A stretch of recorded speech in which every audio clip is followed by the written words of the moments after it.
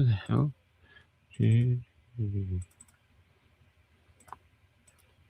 Oh, we're live. Okay. Hi, everybody. So we're in Port Lincoln. I've done several interviews, and I've got a great one going up with Troy. I might try and get it up after this. And but first off, I want to play this one. This is Roderick and Loraine. They came up from Adelaide to see us, and Roderick, tiny little guy, is 80 years old, and he's just so with it. And Loraine has a few physical problems, but she's with it as well. Anyway, they just did this extraordinary interview, and I'm calling it the Walking Museums because both of them remember a time when Australia was manufacturing everything, and times were very different. Jobs were everywhere, and houses were affordable and stuff like this. So anyway, this is called the Walking Museums. These two are delightful, and you will, even though they will make you think, you'll also get a lot of smiles out of this. So have a watch. How long has your family been in Australia? What's your Australian heritage? Well, James Samuel was a teenager when he was arrested in London and sent on a convict ship. So I don't know exactly when, so I'm thinking early to mid-1800s. Yeah. So he came out. That was to Then- Tasmania.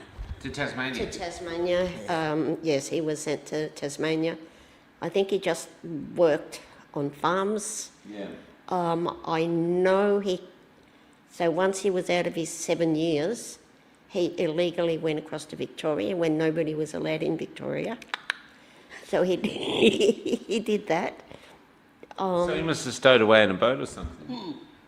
He went with the Hendy brothers. the Henty brothers from Tassie over to Victoria. I don't know who they are. Oh, you they're very did- famous. they're the people that actually got Victoria going. Oh, okay. Yeah. Wow. What do you call them? Like Blacksland, Wentworth and Lawson. Oh, and explorers. Explorers. The Henty brothers were explorers Okay. that we learned about at school. Yeah. Gee, that old, you learned history at school, Australian history. And your heritage, how long has your family been in Australia? Can you trace it back to? Yeah, You'd be the same. the first one was the first half of the 1800s. Yeah. And you said they came from Scotland? Yeah. Yeah. Yeah. So I've actually got a postcard of the sailing ship that they actually came out on. No way. Yeah, and it was actually named the same name as my father, the John Donnell. Wow. Yeah. Now, and the other thing too is when you first were getting work in the 60s and 70s, you're both from Australia. That was basically self-sufficient. Yeah. Oh, my oath. Yeah. Yes, extremely self-sufficient. When I first started work, they used to make the most beautiful stainless steel up in Newcastle. It was the best. Wow. The best. Yeah. So in terms of the things they make, so what else would they make? Washing machines? Oh, yes, Where yes. I started out, there was called Australian Electrical Industries. It was a pommy company, and they had the electrical part was called Hot Point.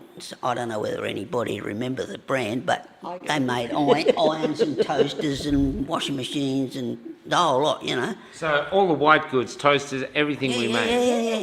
Yeah. And cars, so if you look at something from the 1970s, all the cars are Australian.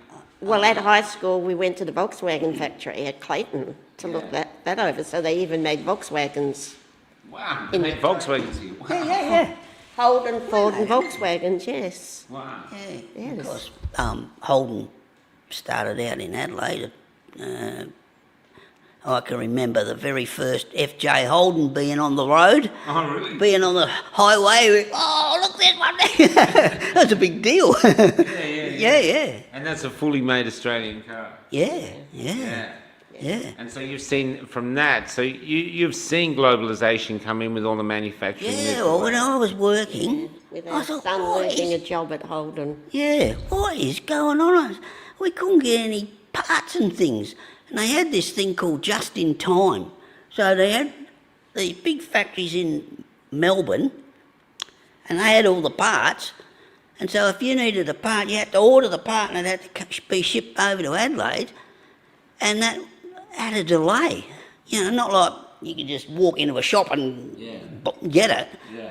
So it started like that. Then we saw the companies disappear, you know. Where the heck are they gone, you know? Yeah. They started putting them over in Victoria, and then they all went to China, of course, because they actually manufactured it like that. The global whoever, that we're going to make China the manufacturing part of the world. Too, when they used to make, like we made our own fridges, Marvin style bikes, and we made our own bikes.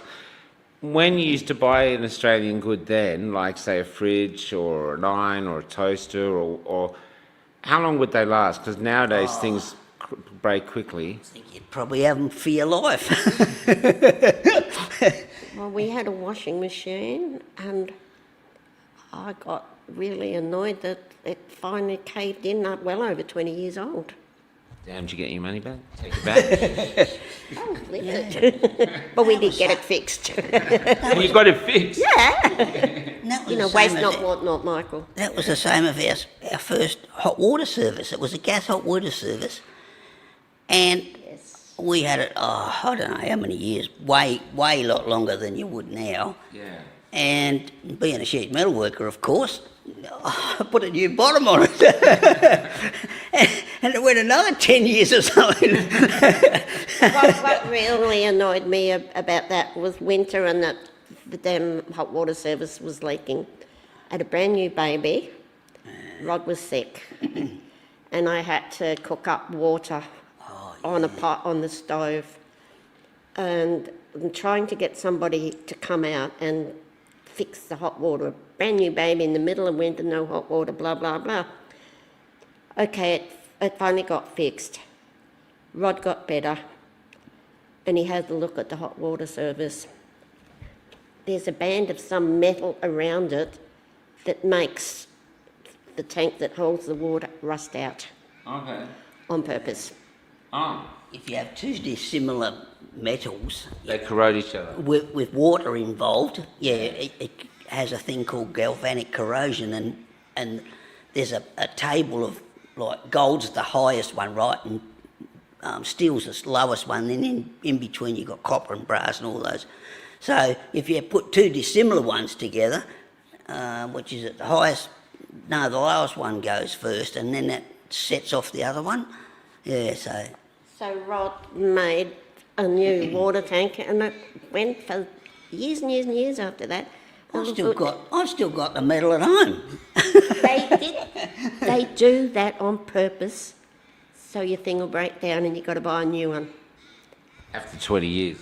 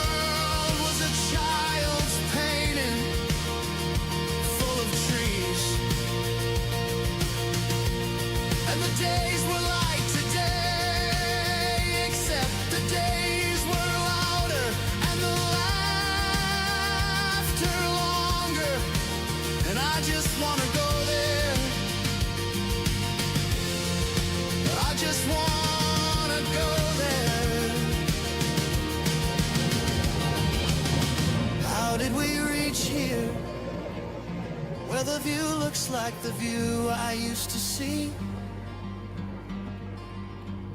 but somehow everything has changed. Everything is gone, and yet remains.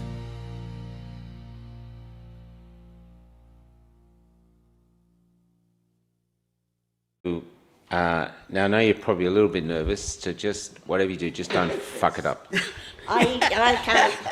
Thanks, Michael. I can't figure out how you want to do this. Well, you're doing it. Yeah. We are a totalitarian podcast, and you'll do what you're told. So you'll even talk with a vaguely middle-aged white Australian home executive. That's right. Okay, let's start. First off, your name, sir. It's Roderick. Roderick's a great name. It's like you're out of Harry Potter. And Loraine. And Loraine. Now, how long have you two been together? Not too good on the maths.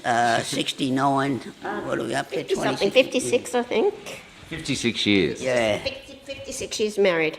Where did you meet? Actually at a dance, which they don't do Town. anymore. But it was the thing in those days. Was a good way of meeting people in the 60s. Yeah. Yeah, they always had... Is that like at a town hall or something? yeah, it was a Springvale Town Hall, Springvale Town Hall, yeah. suburb of Melbourne. And who made the first move? Me. Do you remember what you said? Can I have this dance, please? He came up behind me and tapped me on the shoulder, can I have this dance, please? And I thought, he actually spoke. Because all the other boys were just going... You know what's really nice though is it's actually a physical place for people to meet rather than scrolling. Yeah. You can actually meet. So what were sort of the dances you were doing? Well, it was a really good place to go because there was 2 dance halls in the one venue, right? So there was a rock and roll hall, Yeah. and the other one was ballroom. And it was a thing that a certain time of the night, they stopped the other rock and roll hall and everybody had to go in and do the barn dance, Oh yeah. the progressive barn dance. Yeah. So there was that many people, there was 2 circles. It was really big. And Oh, wow. that was a really good thing in those days because you Yeah. actually got to meet other people. Yeah, we've actually heard of this from people other because you're well. Tell them how old you are. Actually, before you do, this is what stunned me. I'm going to get you in a sec, but this stunned me. You drove yesterday. You left Adelaide at 10 o'clock, and you got to Port Lincoln 5:30. 5:30. Yeah. So that's about 800 k's or something. Oh, is that right, Phil? Just over 600, 627 or something. Yeah. Okay, it's 650 kilometres you drove. How old are you? 80. That's incredible. Actually, something interesting. I was born on the day between the 2 atom bombs were dropped on Japan. Really? Really. Yeah, 7th of August, 1945. So the first one was dropped on the 6th, and the second one was on the 8th, which was my grandfather's birthday. Wow, that's really interesting. It is, yeah. Yeah. So you met, now you've been together all this time, and we'll meet you now. You've met, why did you end up following Cafe Lockdown? What's the attraction to this after all this time? You don't know. No, I suppose, you went around and you actually got out there and you interviewed people that were suffering from all this madness, and, it's come to pass now that it was all a hoax. Yeah. So, And is this why, because you didn't take, why you didn't take it, so you decided not to take the jab, why did you not decide that? Well, for health reasons, I didn't believe in flu jabs and I declined the very first flu jab, probably in 1960,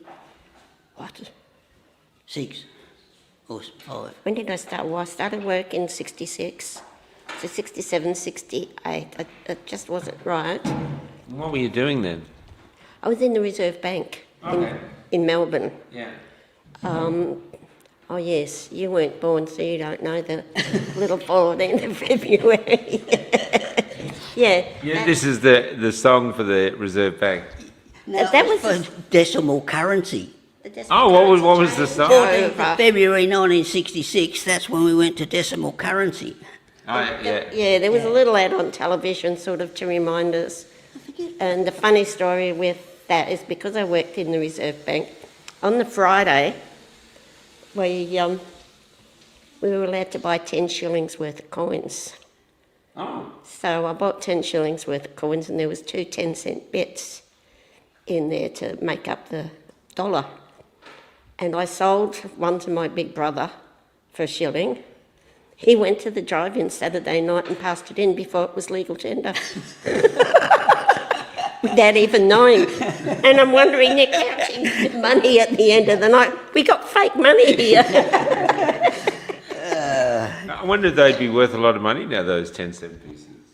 I don't know. I've got mine in a special folder with the old money sort of next to it. 2 shillings 20 cents. It must have been a huge thing though to change the currency. Yeah, it was. Yeah, and then there was the measurements and yeah. Oh, so they did the measurements and everything. So you went from feet and inches. They did the others when our kids were in junior primary. Yeah, they started with horse racing because there was a lot of people follow. Instead of furlongs, it was metres, I think. Yeah. No, it'd be yards. No, the new one. Oh. Yeah. So they sort of brought it in. Yeah. And what did you do for a living? I was a sheet metal worker. Yeah, that's I right. always have been a sheet metal worker. And so you worked for a factory, you worked for yourself? Yeah, no, I work for other people. Yeah, I started out in rainwater goods. No, I didn't. I started out in Sydney actually, making cabinets for electrical equipment. Okay. And at that time, they were doing the Snowy Mount. No, it wasn't the Snowy Mount. It was down in Tassie. They were doing a big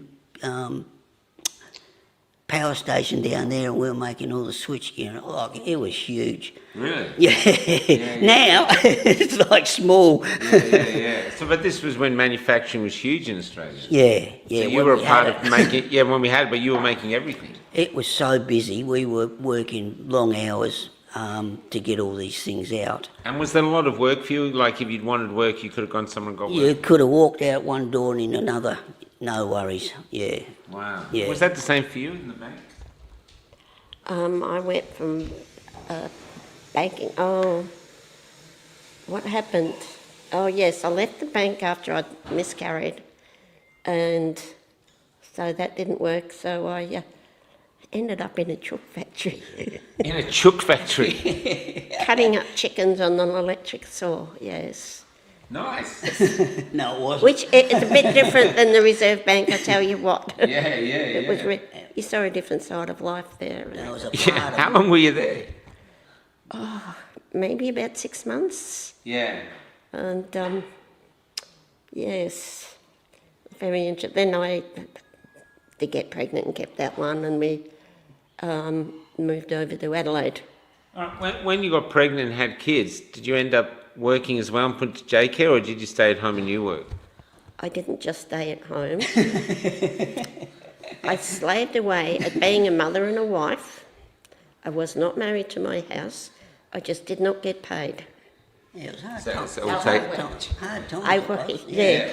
I worked harder. What I'm saying is that what you decided to do is you were going to raise the kids and you were going to bring in the income. Yeah. That's what I was getting at. Yes. Yeah, yes, that's how it but happened, not yeah. just, and not didn't work. Yeah. Understood. Yeah. So, but what I'm saying is that's how it used to be. How do you think the kids benefited then from having you there permanent and you turning up every now and again? Well, we got conflicting responses from the kids. There's 3 of them. Yeah. And the oldest one, I don't know where she lived. yeah, I don't think she's part of the family. 'Cause she can't said figure out. she said we were poor, and all the kids at school you wouldn't talk to her because she was poor. But the other 2 said they had a great time. So, I don't know. Has to come out of thin air. But the thing is, the oldest at the age of 17, she had her first child at 17, started her own businesses. Okay. The dance school and a dancewear shop. She sold that after 20 years, and she has her own business now. She works up in Sydney. She's a business coach. Oh, cool. She has spoken in America. Wow. Well, if she wanted more money, she went out and got it. So, yes, so she doesn't realise she got that business ethic off her mum, because I did various things. I sewed children's clothing for a shop. I did family daycare. I did cleaning. I did all sorts of little jobs that didn't pay much. I sewed all the costumes for the dance school. I was an Avon rep, ding dong, you know. So I was sort of entrepreneurial in my tiny little way that people look down on. Yeah. And she's entrepreneurial in quite a big way. Yeah. So, and I brought up the kids to be independent. None of them they've been on the unemployment, Ainsley was on the unemployment thing, never been paid unemployment in their lives. So the oldest has had a life full of making your own businesses. The second one put herself through university, and she's a teacher, and now a specialised teacher for children with learning difficulties. And our son has always worked with vehicles. He started off like a mechanic type of thing. He worked at Holden, and guess what happened there?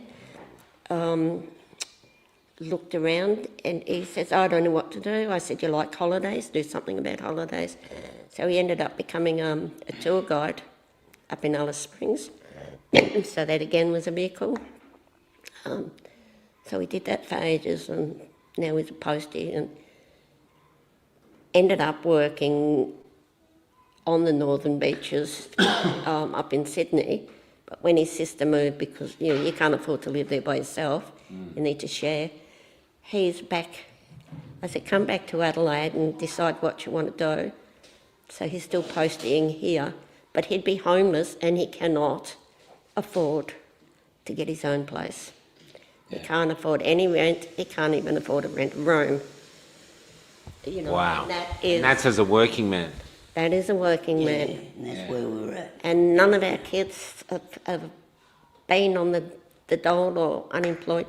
You know, Ainsley worked in England for over a year, and when she came back, she went onto the unemployment list, but always got enough temporary relief teaching to never get paid. You know, the dole.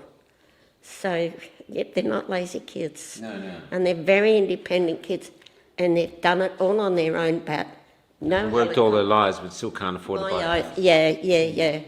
The second one has a house. They got this terrible rundown place. That was a God thing too. The place they were buying up at Marinola East got bought for more than it should have, so he paid more than, and they got the other house down at Redwood Park cheaper than it should have been. So, you know, God's worked amazing ways in our family, but they've worked hard and they've had hard times. Yeah, Let's move it on though, because the scandemic comes along, and it's aimed at scaring you two into complying and jamming yourself up. Yes. And I'm interested as to why you didn't. Now, you did start, but can you sort of brief it up as to why you decided not to take it? right. Well, with my health thing, and my kids were scared of me going out and all this sort of thing, so, you know, Roderick did all the shopping, and we saw nobody. I go to a naturopath, and I'd asked her twice, and I used to listen to the 11 o'clock things every day because I wanted to know what they were saying. I didn't want somebody else to tell me because I wanted to hear it myself. And the third time I said, can you help me through it? And she said, no way. And I thought, right, okay, what she says true. And what was obvious, it wasn't real because it was too quick. But because it wasn't real, I didn't think it was as harmful as it is. So that's why I didn't do it, thank God, because I'm positive I would be deceased by now. And yourself, why didn't you? Because she told you to, or just... No, we did it separately. No, this one's a bit of a long story. It goes back several years before COVID. Oh. And we're out at a family gathering and it was a dinner with my parents because they were over from Melbourne, and my sister and brother-in-law and all of The angel thing. yeah. And I don't know whether you believe in angels. No, go ahead. But this is the second experience I'd had Yeah. with angels, right? All right. Because they look a bit funny because they sort of jerky. They don't move like Oh, you actually saw an angel? three. Yes. Oh, three. Okay. Yeah. That one. The first time was going to work in the morning. It was in the winter time, and it was cold, dark morning, you know, because I used to start work early. And I'm stopped at the traffic lights, and next minute there's a guy knocking on the window. Oh, yeah, right. And he looked a bit dodgy, you know. And so I wound down the window. He said, "Look, we've run out of petrol. Can you take us, get some petrol?" So I knew there was a service station just a little way ahead. So I opened the door, and then next minute there's two other ones getting in the back seat. Oh, my Lord. Yeah. Oh.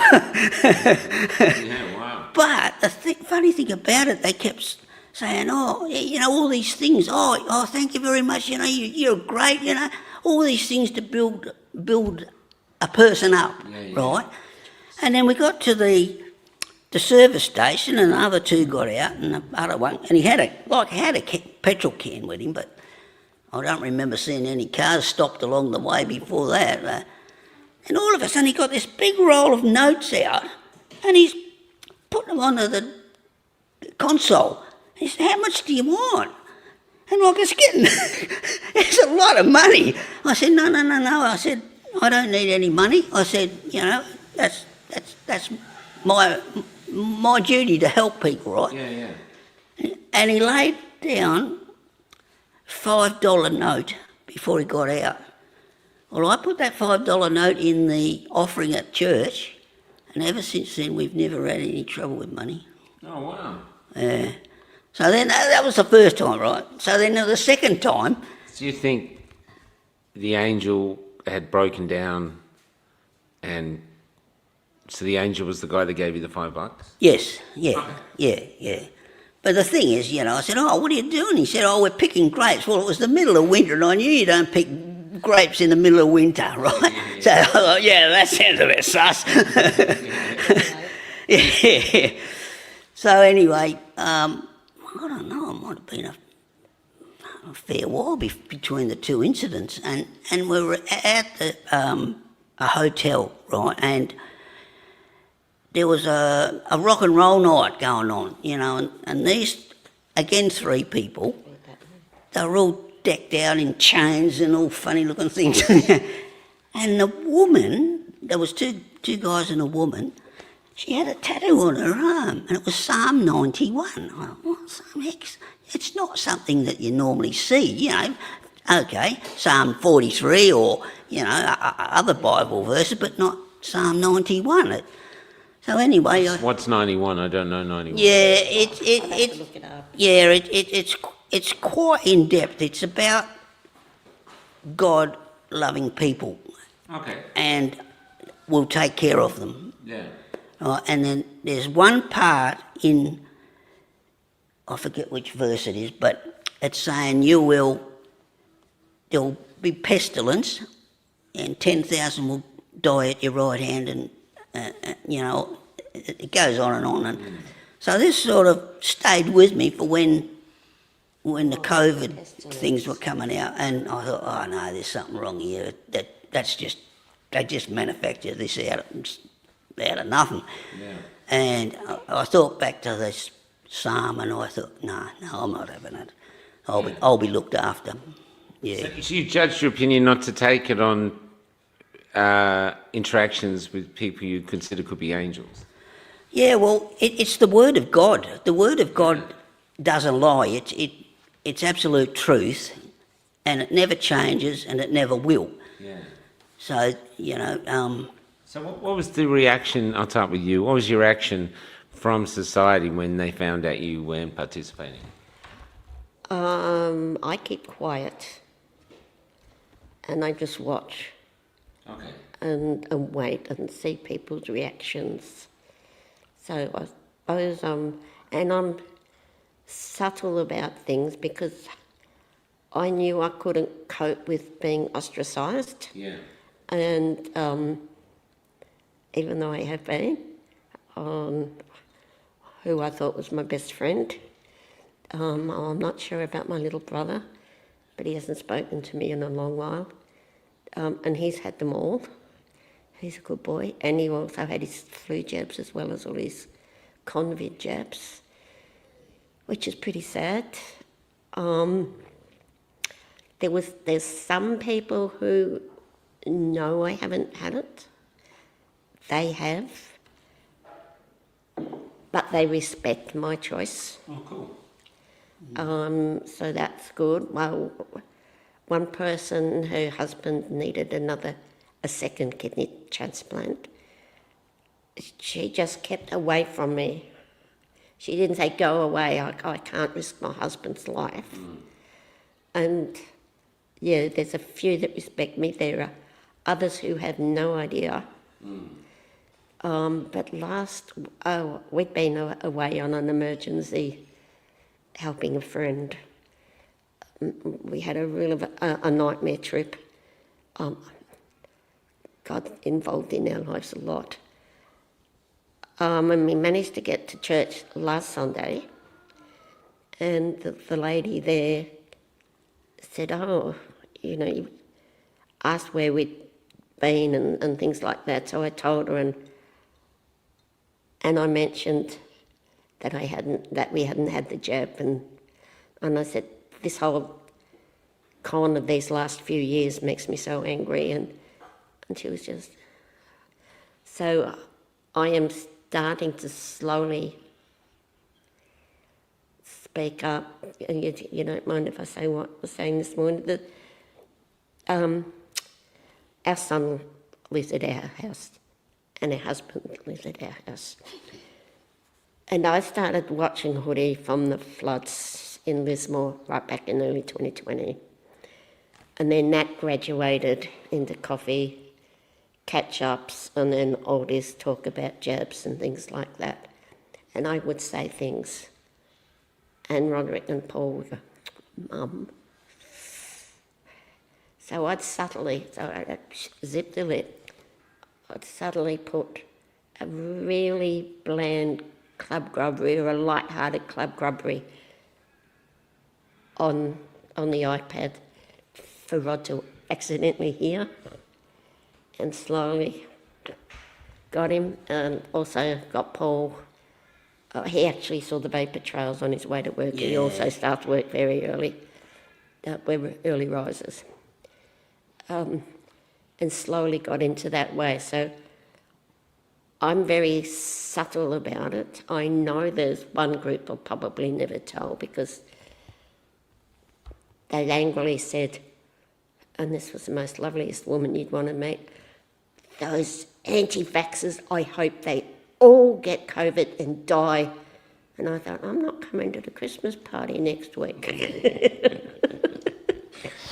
So when did you die of COVID? I'm still alive and kicking. You can attest to that.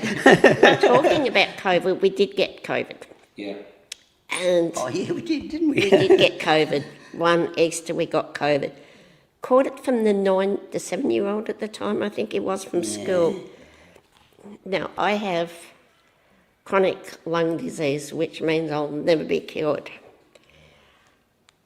I had pain, dreadful pain through my whole body, but I could breathe, I did not cough, I did not sneeze, did not have a runny nose, had no cold or flu symptoms whatsoever.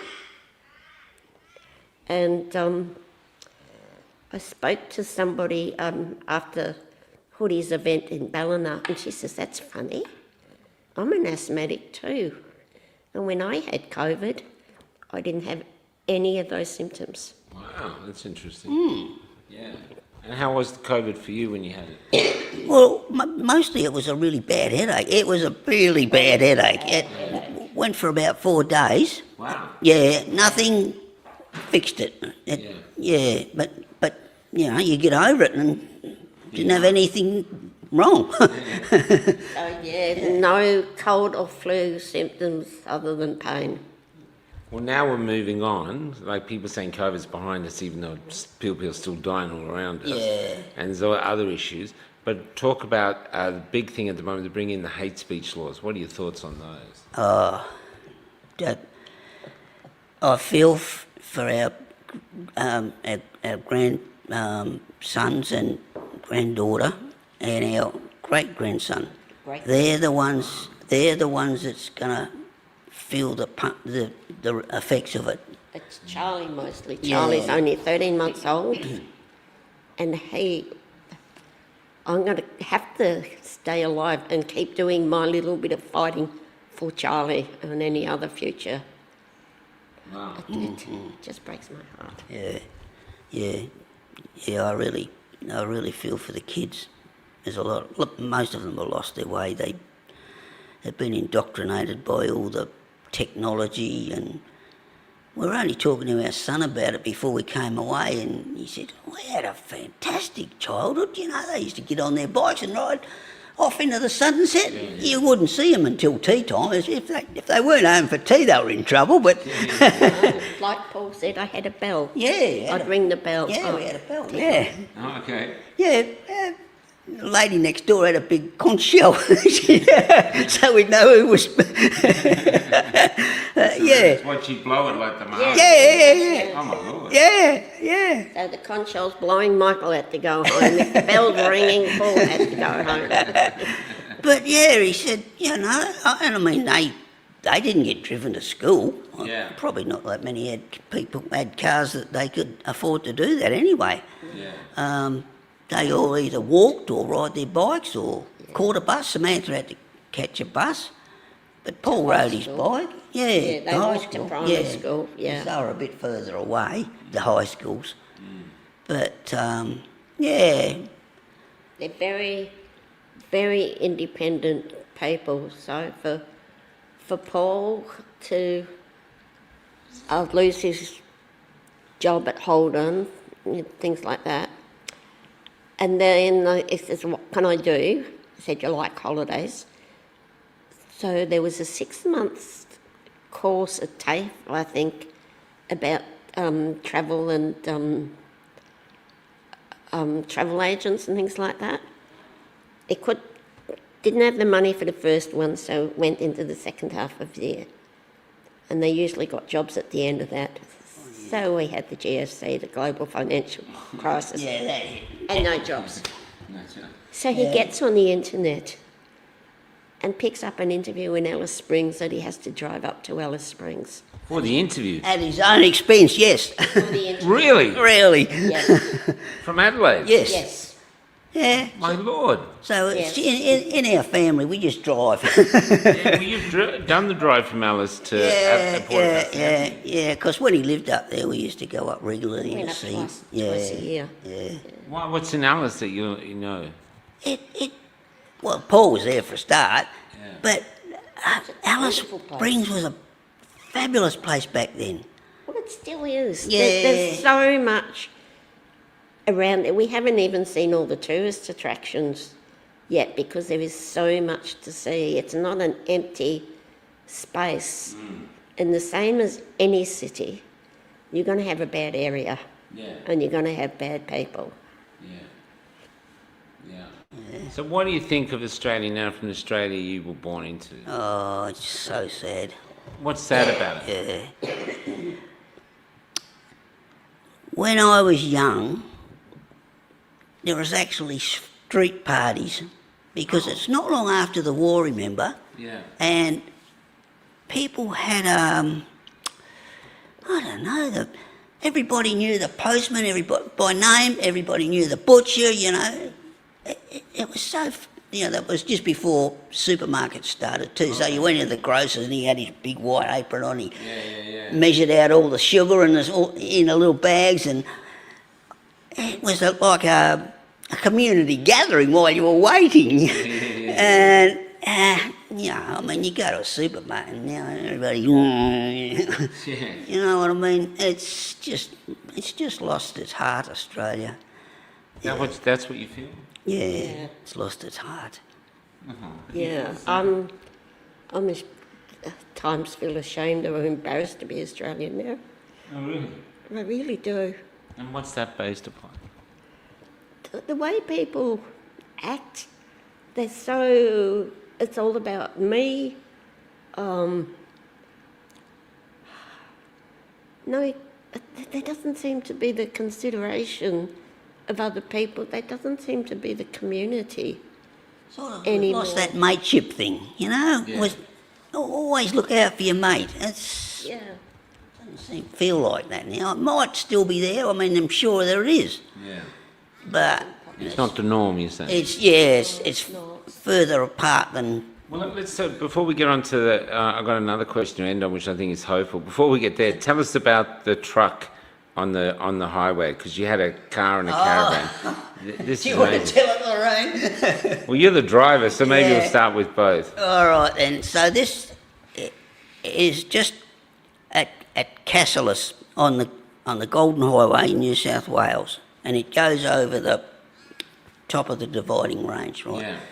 So it's it's a bit like a roller coaster sort of thing. So we're in a Colorado and we're towing a big caravan, and we had this big semi behind us.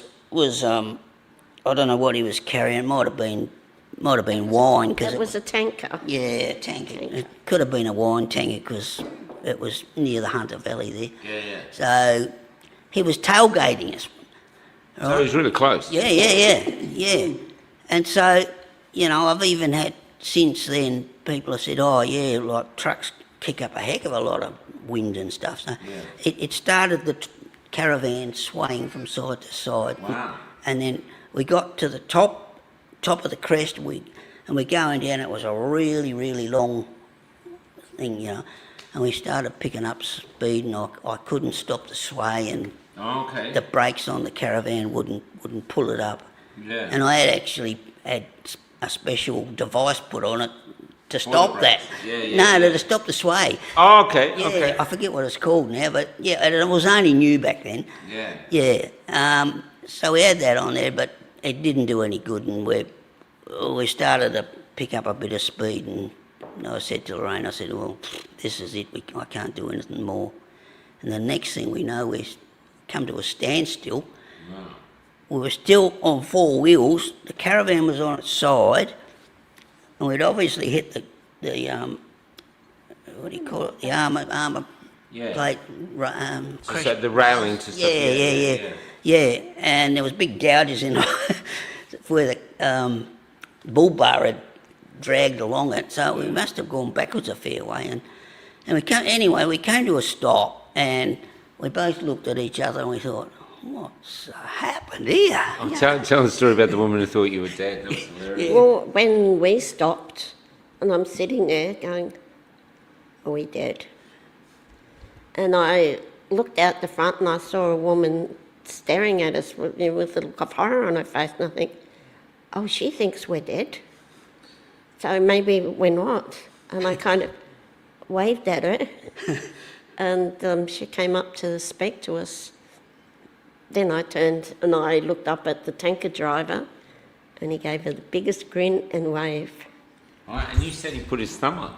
Oh no, Loraine saw that. I was on the phone to the insurance company. You were just sitting there. Was I? We were just sitting there because we're in Shock. Yeah. shock. Yes. You were saying that they were putting the thumbs up on other truck drivers. Do you think this might be a hobby of theirs? Oh, absolutely. Because I don't trust tanker drivers anymore. We've seen it on all like we travel on a lot of major roads, and they're not like the old-fashioned truckies. Yeah. No, they're not like the old-fashioned ones. I mean, they're so powerful and so fast now. A whole big road train with 3 or 4 trailers, and they pass you like as though you've got the handbrake on. That's true. Yeah, I can vouch for that. we only used to see the road trains on the Stuart Highway up to Alice and back. Now we're seeing them sort of in the states we've travelled, which is Queensland, New South Wales. Just a little bit corner of Victoria and Adelaide. But then we don't have that trouble with truck drivers. Yeah. Only the tanker drivers, and we've witnessed it elsewhere. Okay. And I don't know what it is. Maybe it's the fumes gets to them. I don't know. Now, the other question is, how have you managed to stay together for 55 years? Oh, that's a lot to do with Loraine. Really? Yeah, absolutely. She's threatened you with like death? Have you tried to leave her or No, something? quite the opposite, really. Yeah. No, very, what's the word? I've forgotten the word. Stubborn. Yeah. Stubborn? Yeah. We haven't always been rosy. Yeah, of course. We haven't that often been rosy. Yeah. No, I think the secret is what I found out a long time ago is the house is a woman's nest.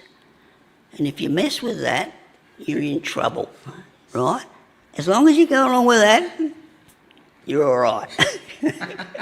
No, it's a true fact. I know, I love it. It's just that simple. It's a true fact. It's a psychological thing. Yeah, because we've got different roles as men and women. Yeah. And that's the woman's the nurturer, she has to bring up the kids and food on the table and all the rest of it. And you're the provider, bringing in the cash and everything and fixing everything up. Yeah, but I mean, it's not always cut and dry because in Lorraine's case, she always had these little side things that she'd bring a little bit of extra money in, because what I brought in really only paid the mortgage. Okay.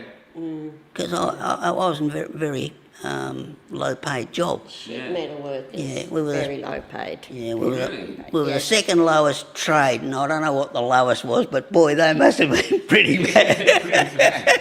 Wow, that's really interesting. Yeah. Very low paid. So now we're like dinosaurs. I don't think there's any left now. They call them fabricators now, anyway. Yeah. But when I started, there was some really clever men. Like there was Poles and Germans and all sorts of European tradesmen working with me, Yeah. and they could just get a bit of flat metal and make it into something brilliant, yeah. Skills that have been lost now. They have, yeah. That really makes me mad, Michael, because, I don't know, like near the end, before I retired, there was a visa that the Australian government put out that you could bring in overseas workers if they were skilled in the particular thing you were after. Well, And speak English. yeah, well, there was the people that were supposed to be skilled in what they needed. They were supposed to be able to speak English, and Supposed to be sheet metal. oh workers. yeah, they were supposed to be Sheet metal workers. good at what they did. Well, this is a funny story. The very first day that they turned up, right? 2 Chinese. Oh yeah, sorry, 2 Chinese. One was from Beijing, and one was from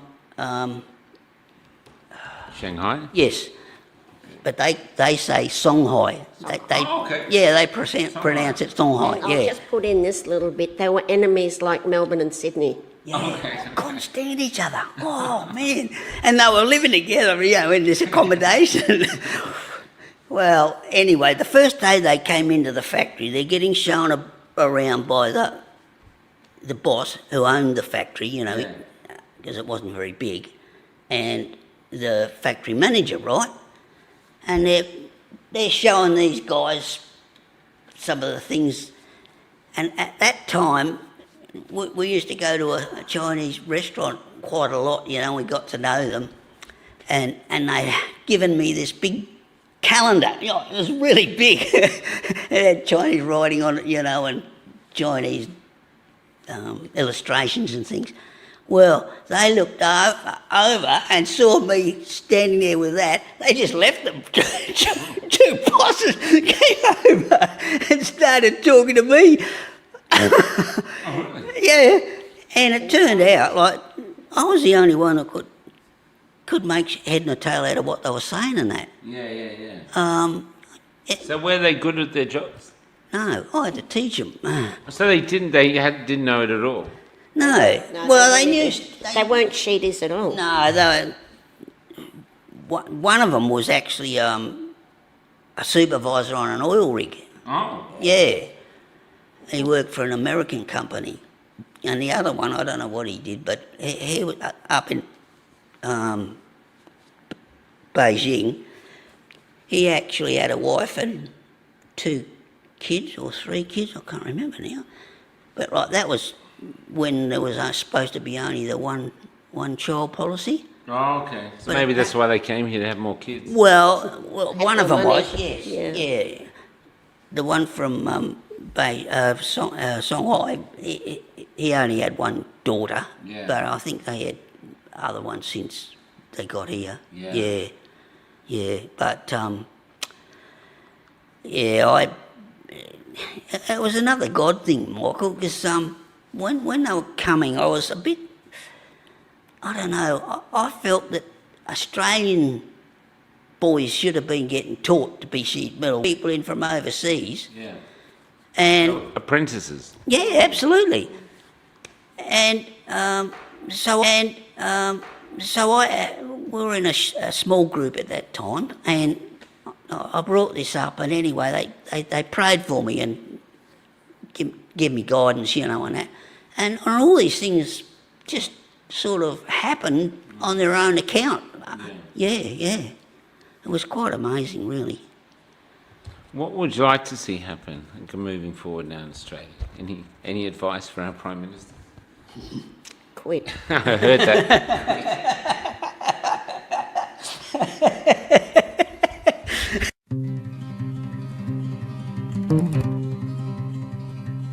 My father did everything they told him to, lined up and took every single jab.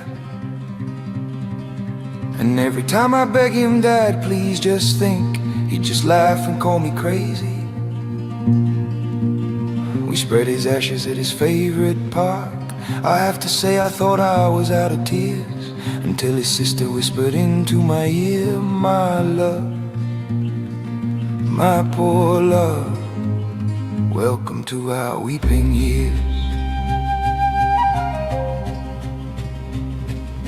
Tanya was a nurse working in the bush. She didn't want to take it herself, but because she loved the people out there, she decided to take a chance. Now she's going through a metamorphosis, because Pfizer gave her multiple sclerosis. Now she lives with her mother in the city, like a ghost watching us all forget her. And while she is still too angry for tears, all I could hear in her burning eyes was her broken heart warning me, my love, my poor love, welcome to our weeping years. Welcome to our weeping years. And no one is allowed to talk about it. Take all your pain and keep it to yourself. If vaccines are safe and effective, then you must be the thing that's wrong. You're not worthy of state recognition. You're not worthy of any compensation. Not even worthy of a human singing your song.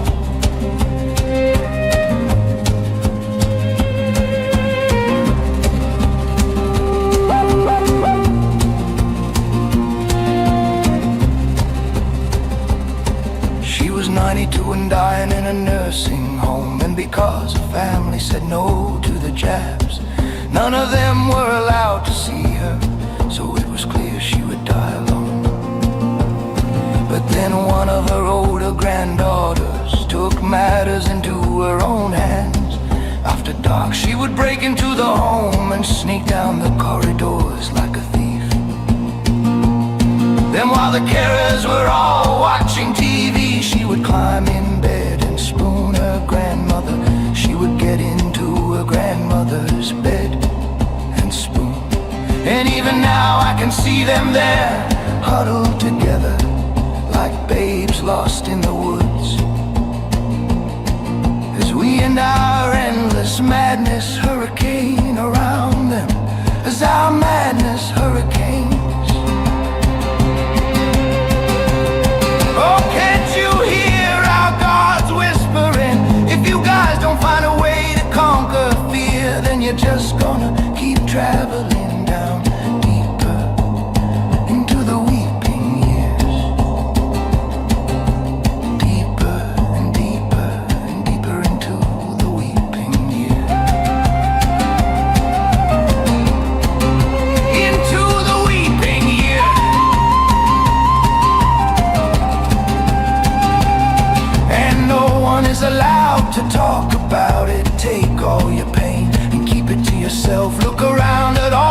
tumultuous years for lying has replaced the truth.